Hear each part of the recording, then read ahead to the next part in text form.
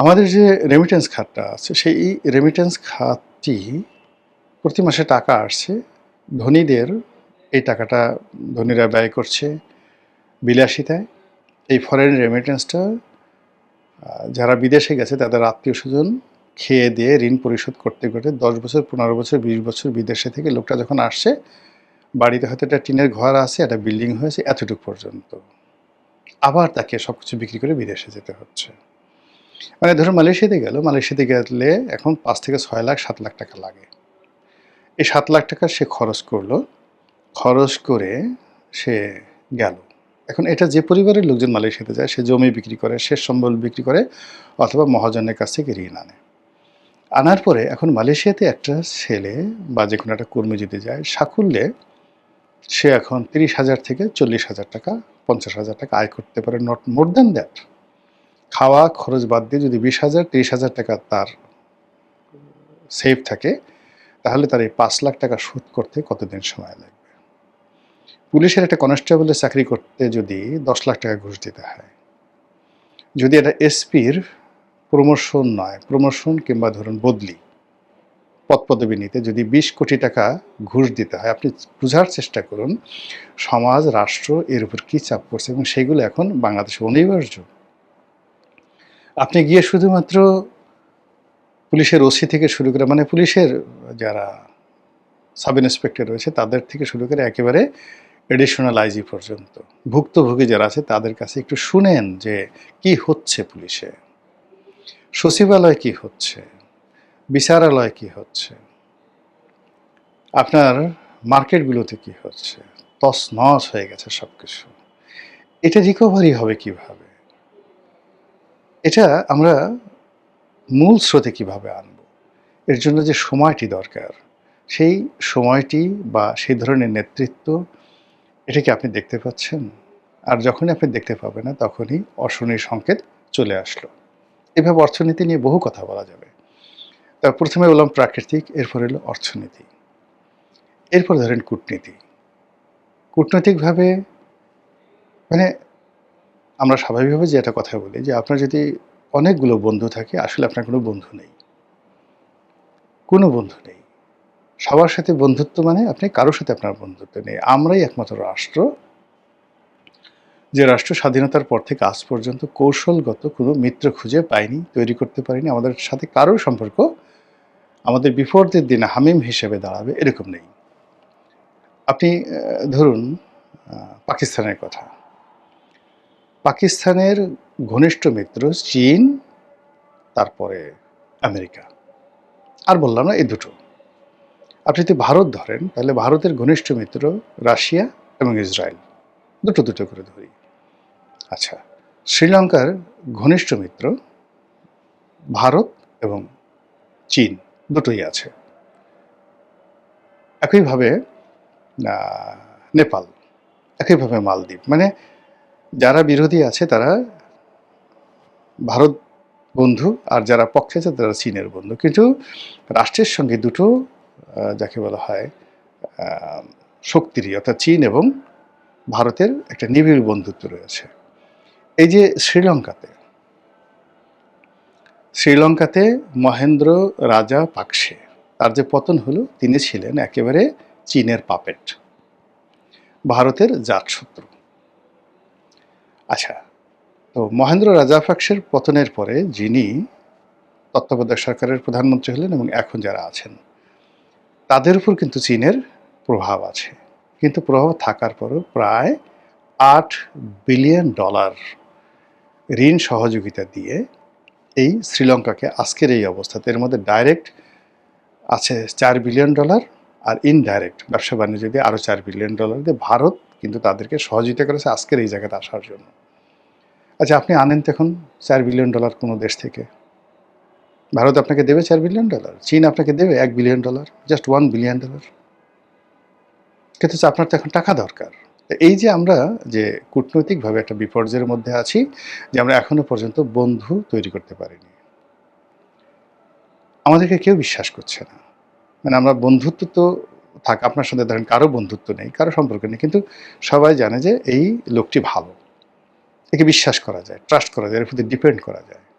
তো সেইভাবে আমাদের যে রাজনৈতিক দলগুলো রয়েছে, সেই রাজনৈতিক দল জাতীয় পার্টি, জামাত, বিএনপি, আওয়ামী লীগ, এই ৪টি দলকে বিশ্বাস করতে পারে। এই দলের নেতাকর্মী বলেন, কয়জন নেতাকর্মী আছে তাদের নেতাদেরকে বিশ্বাস করেন, দলের প্রতি একেবারে আমরা বাইরে থেকে দেখি খুব মানে মহব্বত আছে, কিন্তু যখন একান্তে আলাপ আলোচনা হয় তখন তারা কি বলে ওই কথা বাইরে বলা যাবে না। তো দলের ভিতরে বাইরে, দেশের ভিতরে দেশের বাইরে এ সকল রাজনৈতিক দলগুলোর ওইভাবে কোনো চেইন অফ ফ্রেন্ডশিপ গড়ে ওঠেনি। এটা হলো রিয়ালিটি।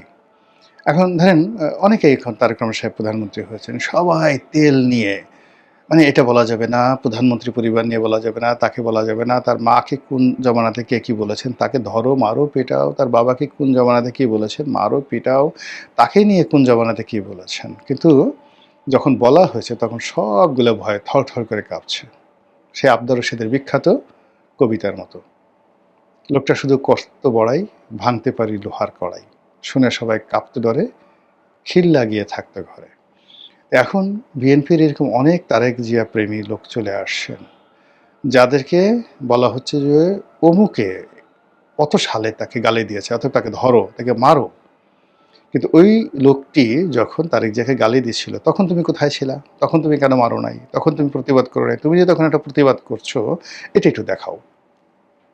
তখন জি হুজুর সবাই করেছে। কিন্তু এখন সবাই সেই তারেক রহমান সাহেবের, বা যদি শেখ হাসিনার, যে এখন যেমন শেখ হাসিনাকে সবাই যার যার মতো করে গালাগালি করছে। আচ্ছা বলেন তো, বাংলাদেশে এখন আওয়ামী লীগের লোকজন করে যারা আছেন, একটা সিঙ্গেল লোক দেখেন তো সবগুলোর জবানে ঠাড়া পড়ছে না? আওয়ামী লীগের যে লোকজন এখনও তো বাংলাদেশে, কয়জন গেছে বিদেশে? সব তো বাংলাদেশে। কিন্তু এই যে শেখ হাসিনা, বঙ্গবন্ধু, তাদেরকে নিয়ে যে সকল গালাগালি করা হচ্ছে, একজন একটা টু শব্দ করছে না। আর যখন ভবিষ্যতে যদি কখনো আওয়ামী লীগ ফিরে আসে, আপনি দেখবেন এইগুলো সব দৌড়ে গিয়ে বলবে অত তারিখে অমুক অমুক লোক এই কথা বলেছে, ধরো মারো কাটো। এই কাপুরুষতা, এই কাপুরুষতা যখনই একটা কোনো দলের উপর নির্ভর করে, দেশের উপর নির্ভর করে, জাতির উপর নির্ভর করে, সঙ্গে সঙ্গে সেখানে তাদের সকল সম্ভাবনাগুলো শেষ হয়ে যায়। কাজেই এই যে সরকারের যত সম্ভাবনা, সেই সম্ভাবনাগুলো শেষ হয়ে যাচ্ছে কাপুরুষদের কারণে। এবং সেই কাপুরুষরা ১০০টা অশনি সংকেত ইনভাইট করে নিয়ে আসছে। তারা সংবাদপত্রগুলো দখল করে ফেলেছে, তারা মিডিয়াগুলো দখল করে ফেলেছে, তারপরে মালিকদেরকে রেখে, আগে যারা সাংবাদিক তাদেরকে তাড়িয়ে দিয়ে নিজেরা দু কলম লিখতে পারে না, বলতে পারে না, তারা সেটা দখল করেছে। ব্যবসা প্রতিষ্ঠানগুলো তারা দখল করেছে, ব্যাংক, বিমা, সেগুলো তারা দখল করে বসে আছে, বড় বড় পদ পদবি দখল করে বসে আছে। কিন্তু এগুলো নিয়ে যে তারা একটা চমৎকার কিছু সরকারকে উপহার দেবে, এরকম কোনো লোক নেই। বরং দেখা গেল যে বিভিন্ন জায়গাতে রাষ্ট্রদূত, জাতিসংঘের স্থায়ী প্রতিনিধি, যেগুলো খুব সেন্সিটিভ পোস্ট, সেই পোস্টগুলোতে এরকম এরকম লোকজন নিয়োগ লাভ করছে, যেগুলো দেখে খোদ বিএনপির লোক, জামাতের লোক মাথায় হাত দিয়ে বসে আছে, এরা ভবিষ্যতে কি করবে। এই যে কূটনৈতিক অঙ্গন গেল, প্রশাসন গেল, অর্থনীতি গেল, প্রকৃতি গেল, তার সঙ্গে সঙ্গে পারিপার্শ্বিক সময়টা ভালো না। এই যে ইউনূস সাহেব ক্ষমতা আসার পর একটার পর একটা প্রাকৃতিক বিপর্যয়, আবার তারেক রহমান সাহেব ক্ষমতা আসার পর একটার পর একটা প্রাকৃতিক বিপর্যয়। এই বৃষ্টি হয় না, হঠাৎ করে এমন বৃষ্টি, সারা দেশ সয়লাব, তছনছ হয়ে গেছে জনজীবন। এই যে আমি যখন ভিডিও করছি এই সময়টাতে অঝরে বৃষ্টি হচ্ছে, ঢাকা বলেন, চট্টগ্রাম, কক্সবাজার, সমস্ত মানে জিনিসগুলো, মানে সমুদ্র বন্দরগুলো তছনছ হয়ে গেছে। এগুলো নিয়ে সরকার কিভাবে আগাবে? কিন্তু যখন সব কিছু ওকে থাকে, গ্রহ নক্ষত্র ওকে থাকে, এই জিনিসগুলো ঘটে না। বৃষ্টির সময় বৃষ্টি হয়, বর্ষণের সময় বর্ষণ হয়, কিন্তু এখন এই যে অতিবৃষ্টি, অনাবৃষ্টি, যা কিছু হচ্ছে সব কিছু এলোমেলো। ইট মিনস যে আপনার যে অশনি সংকেতগুলো, সেগুলো চারিদিক থেকে ধেয়ে আসছে। এর থেকে রক্ষা করা যায় কীভাবে?